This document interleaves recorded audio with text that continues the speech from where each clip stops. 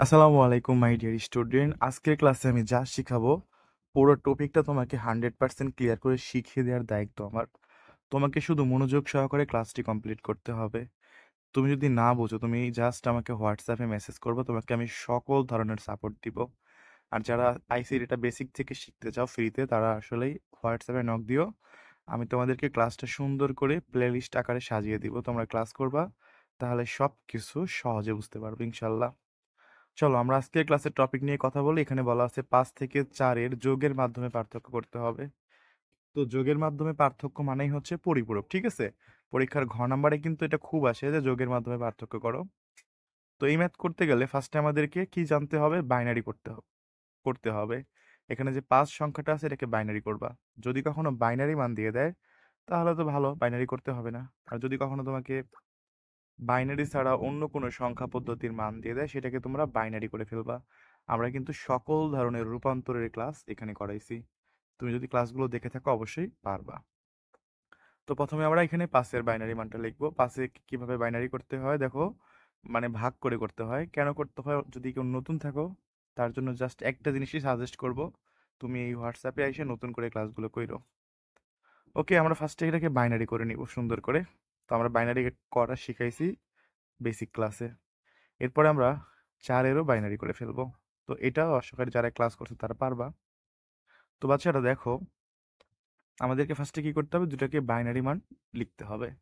এরপরে হচ্ছে দুইটার মধ্যে যেটা ছোট মান, দুইটার মধ্যে যেটা ছোট দেখো 5 আর 4, দুইটার মধ্যে ছোট কে বলো তো? 4। তো ছোটটার হচ্ছে পরিপূরক করতে হবে, তার মানে এখানে ছোটটা হচ্ছে 4। সব সময় আমরা ছোট সংখ্যার পরিপূরক করব। পরিপূরক করে যে মান পাবো সেই মানের সাথে দুইটা মান যোগ করে দিলে আমাদের ম্যাথ শেষ হয়ে যাবে। চলো, তাহলে আমরা বাইনারি পর্যন্ত আশা করি সবাই বুঝি। এবার চারের যে মানে চারের পরিপূরক করব, ছোট যে সংখ্যা সেটারই কিন্তু পরিপূরক করতে হবে দুইটার মাঝখান থেকে। তো আমরা এখানে 100 লিখছি, মানে 100 লিখছি, এটা হচ্ছে বাইনারি মান, মানে চারের বাইনারি মান হচ্ছে এটা। আর এবার দেখো প্রকৃত মান। এখন কথা হচ্ছে স্যার এখানে 3 বিট আছে তাই না? আমাদের যেটা করতে হবে এটাকে 4 বিটে লিখতে হবে। বিষয়টা হচ্ছে যদি কখনো তোমার ধরো দুইটা সংখ্যা থাকে, তুমি কি করবা? 4 বিটে নিবা।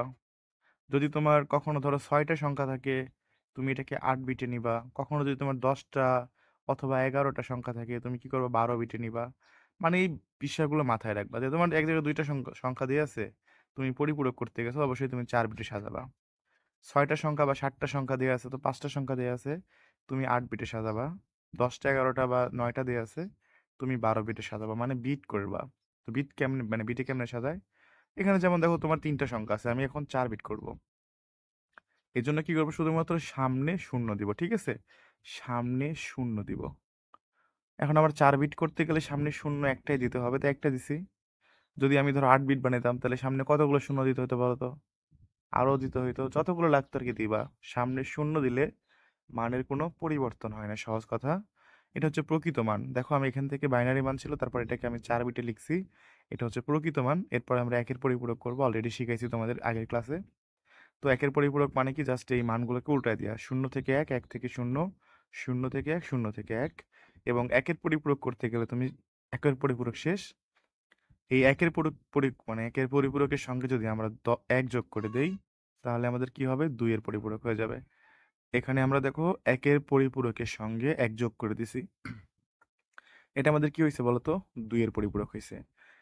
এবার আমাদেরকে বাইনারি যোগ করতে হবে। অলরেডি তোমাদের আমি যোগের ক্লাস নিছি। যারা আসলে নতুন, যারা পারো না, তাদেরকে এই ক্লাসটা অবশ্যই করতে হবে, না করলে তোমরা বুঝবা না।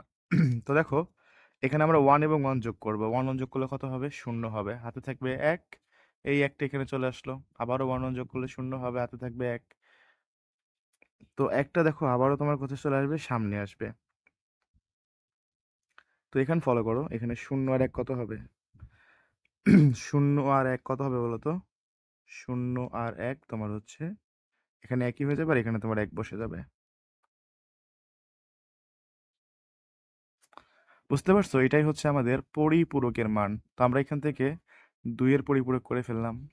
ওকে, এবার আমাদের দেখো মেইন কাজ বাচ্চারা, যোগের মাধ্যমে পার্থক্য। এই দুইটা করে ফেললে এবার যোগের মাধ্যমে পার্থক্য করব।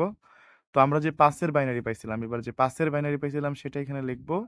আর এই যে 2 এর পরিপূরক করে যেটা পেলাম সেটাকে লিখবো। বলছিলাম না বড় সংখ্যার যে বাইনারি আছে সেই বাইনারি দেখো বড় সংখ্যার সাথে 2 এর পরিপূরকের যোগ করে দিব। বড় সংখ্যার বাইনারি কত ছিল? 101 ছিল, তো আমরা এখানে 101 বসায় দিব। আর এই যে ভাইয়া ছোট সংখ্যার বাইনারি যেটা পাইছি এটা নিচে বসায় দিব। তো আমরা এই দিক থেকে সাজায় লিখবো, ঠিক আছে? প্রথমে যেটা ছিল ওইটাই লেখো, 101 লেখো। তারপরে এবার সাজায় লেখো 001, তারপরে সামনে 1। তো এখন তুমি জাস্ট কি করবা? নর্মালি যোগ করবা। এটাই হচ্ছে তোমার যোগের মাধ্যমে পার্থক্য নির্ণয়। তো নর্মালি যদি আমরা যোগ করি, 0 1 যোগ করলে কত হবে? 1 হবে।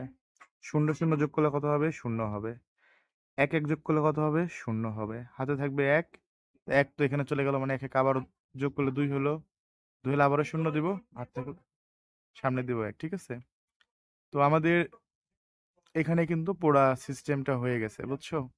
এখন দেখো সামনে একটা 1 আসছে, তাই না? আমরা এখন একটা বিষয় দেখবো যে প্রকৃত মান দেখবো, মানে প্রকৃত মান যেটা লিখছি প্রকৃত মানের ক্ষেত্রে দেখো তোমার 4 বিট ছিল, তাই না? বাট আমাদের এখানে কয় বিট আসছে বলো তো? 5টা বিট আসছে না? প্রকৃত মানে ছিল 4 বিট, এখানে আসছে 5টা বিট। তো সামনের যে 5 নাম্বার বিটটা সেটা আমাদের অতিরিক্ত আসছে। প্রকৃত মানে যেহেতু 4 বিট ছিল, আমরা এখানে 4 বিট পর্যন্ত মানকে গ্রহণযোগ্য বলবো। সামনে যে তোমার 1 আছে সেই 1 মানটাকে কিন্তু গ্রহণযোগ্য বলবো না। এটা হচ্ছে তোমার ক্যারি বিট। এটাকে কি বলা হবে? Carry bit. আর ক্যারি বিটটা তোমার বিবেচ্য, ঠিক আছে? এটা লিখে দিবা ক্যারি বিট বিবেচ্য না অথবা গ্রহণযোগ্য না, এটা বলে দিবা। তাহলে আমাদের অ্যাকচুয়ালি অ্যান্সার কত হয়েছে? সামনে যতগুলো শূন্যই থাকে এর কোনো দাম নাই, এখানে শুধু 1 আছে। তার মানে আমাদের অ্যান্সার কিন্তু 1। তো এটাই হচ্ছে তোমার 2 এর পরিপূরক বা যোগের মাধ্যমে পার্থক্য। আমাদেরকে এই প্রসেসে করতে হবে। যারা আসলে সিরিয়ালি ধারাবাহিকভাবে ক্লাসগুলো করছো, আমি জানি তারা এই ক্লাসগুলো সহজে বুঝতে পারতেছো। আর যারা আসলে ধারাবাহিকভাবে করো নাই, তারা বুঝবে না। ধারাবাহিকভাবে করতে হইলে ভাইয়া তোমাকে যেটা করতে হবে, হোয়াটসঅ্যাপে যায় সিরিয়ালি ক্লাসগুলো করতে হবে। তো সবাইকে ধন্যবাদ যারা ক্লাসটি করছো। আর যারা বুঝো নাই তারা এখানে নক দিও, আমি তোমাদেরকে একদম বেসিক থেকে ইনশাল্লাহ পড়াই দিব।